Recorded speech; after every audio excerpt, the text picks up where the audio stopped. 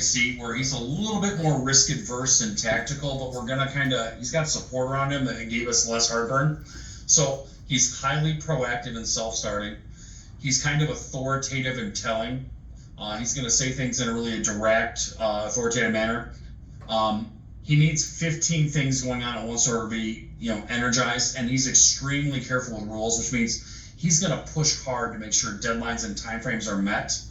He's going to do it kind of risk adverse and tactically. Delegation is something that he's going to struggle with. Even when he does have trust in his team, I'm talking the tightest follow-up ever. Okay, he's very analytical and he's very objective at the point of decision making. So we want to give him as much freedom and independence as possible. Okay, doesn't like being micromanaged. We need to make sure, if he's coming to meetings and stuff, that he has the agenda before the meeting starts, where he can think up and come up with his best ideas, so he's not having to do it on the fly. He's gonna do well. Who's that? Can everybody hear me? Yeah. Yes, yeah, we can. Yes. Okay. Yeah, you're doing great. So he does well under pressure. So the way you kind of get him up to capacity is you keep layering on work until you start seeing cracks in quality, and then you pull back a little bit. But, onboarding him, he's going to require a lot more information than everyone else on the team. And he needs information like he needs air. And he needs specific performance feedback, and it sounds like this. Leo, I really like the way you did 1, 2, and 3. However, next time on 4, I think we want to go this way, and here are the reasons why. When he hears that specific performance feedback, it sounds like clarity to him. And as humans, if we need something, we have a tendency to give what we need. And if we don't need it, we have a tendency not to. And majority of the other people on the team don't require as much information, will have a tendency not to give it. Mm-hmm. Here's the huge difference too. Most of the team is about being in charge. Okay, big picture, high level. Leo's about being in control. So he's that D drive will go out and he'll seize control over things and he'll hold tight on it until he has a ton of trust, and then he'll delegate a little bit more freely, but he will always have tight follow because he puts tremendous pressure on himself and others to go very fast and very accurate and very polished. Okay. But he's going to put the structure and the systems in play that will allow scalability. He can probably, I don't know his background or anything, but this is the type of pattern that will do I've seen this pattern run ESOPs and that kind of stuff. And we'll do debt reconsolidation and, debt buyback. And what's his team going to look like? Does he have an analyst and a controller underneath him? He has a controller. He doesn't have an analyst. And then just basic AP, AR functions. Okay. He will have additional operating units via acquisition that they'll have to put in. They'll have to put in a team. Mm-hmm. And then, so through acquisitions, are you going to centralize finance through Leo? Yes. Yes. Cool. Yeah. Awesome. So that sounds like he'll eat that stuff up like it's nothing. 100%. Okay. The other thing I want you to be aware of is you're not going to get a ton of warm and fuzzies out of him. Okay. He's authoritative in telling. He might start off with a compelling reason to get buy-in, but if he doesn't get the buy-in right away, that charm really goes in the briefcase, that A drive ramps up, and he gets real authoritative in telling. You do it because I said so. So in combination with being analytical, dominant, and objective, one of the things that I want you to kind of be aware of is sometimes you might get some brutal behavior out of him, but he doesn't mean it, and you can totally check it when you see it. Okay.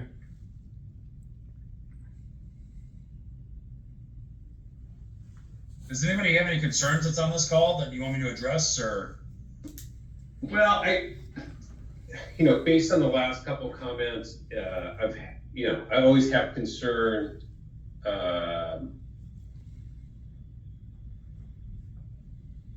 And Leo knows this, so my concern is tempered by the fact that Leo knows how to navigate the Hispanic workforce, which is very polite to a fault. You know what I mean? Like it's a really, For sure. you know. I Won't tell mean, you no. Yeah, until you know. Yeah, I mean, I used to get complaints about Justin all the time, and he thought he was just talking to people normal. Yeah. Justin's like, what? I was nice to them. I'm like, well.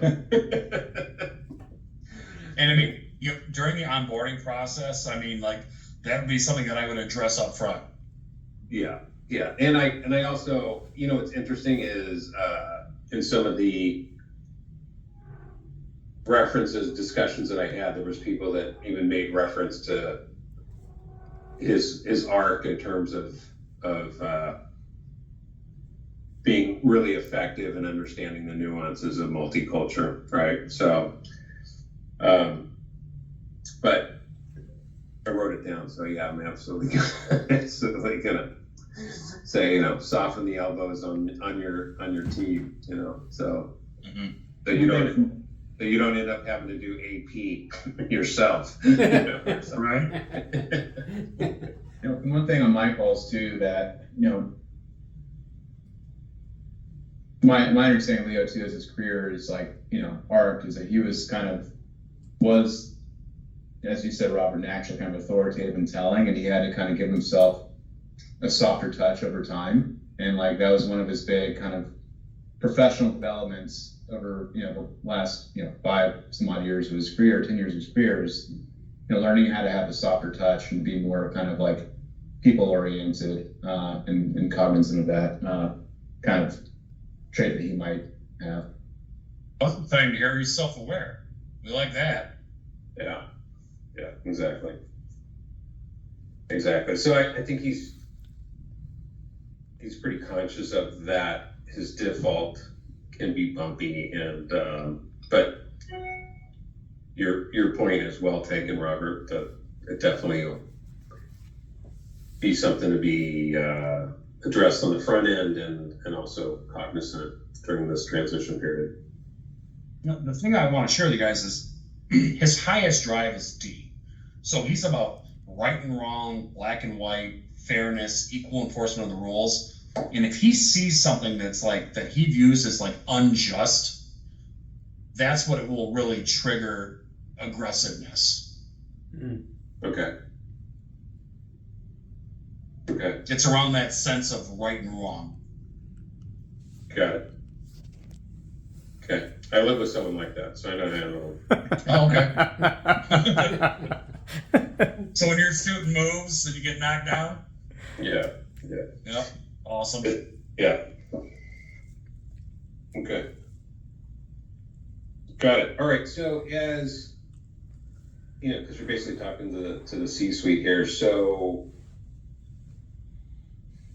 interpersonally with us as a group, what's going to cause Leo to feel a part of and emotionally committed to our cause? Like, That's a good question. what type of behavior should be coming from us to get his full engagement, his comfort, his trust? So let him know that you have trust that he can do it. Criticism will have a tendency to feel like an attack for Leo because he's a perfectionist and a specialist. Might have a tendency to cause Cole some stress because he's going to move so fast. And then, but a lot of you, there's a lot of common characteristics here. So, I mean, Job, Greer, Gutierrez, Hernandez, all dominant. Okay, we all like our ideas best. We're all alpha dogs. Oh shit. Everyone here is analytical. We all think our way through stuff. The only difference is Cole's is more patient and nice than the rest of you. Yep. Yep. Yep. Yep. Yep. And Job, Greer, and Gutierrez, I mean, we kind of are outside of the box. We're more unconventional solutions to complex business problems. We don't require as much information, so we have a tendency not to give it. And when we interact with Leo needs information like he needs air. Yeah. Okay. So, So, following the platinum rule, interact and engage and lead people the way they need to be led versus what we need would really behoove the team.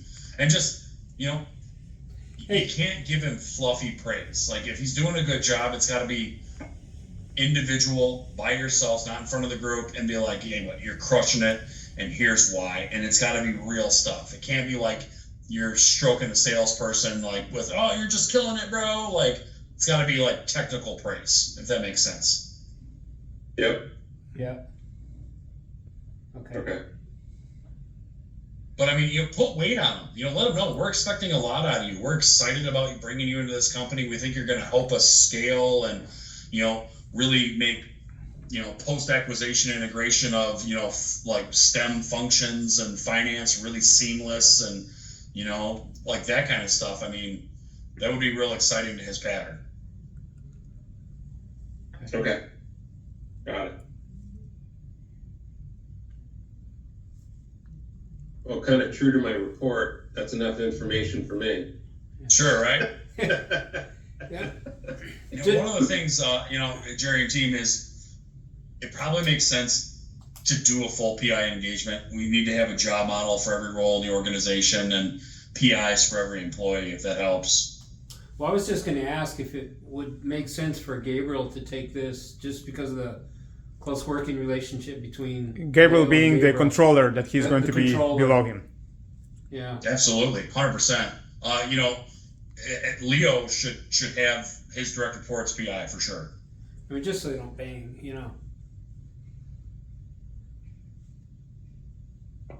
So yeah, I mean, if you guys shoot me an email with his email address, I'll send it out for you. Dan, you good with that? Yep. Okay, so I think it's a great idea. Awesome. Okay. Well, gentlemen, hey, it was great seeing everybody, and Dan, I'll follow you up with you on that, and I'll send that out right away. Okay, good. Any other questions, guys? No, I'm okay. Okay. Appreciate the input. Yeah, Yeah. Good. All right, Every Friday. Thanks. Robert. thank you. Have a great night. Bye. Okay.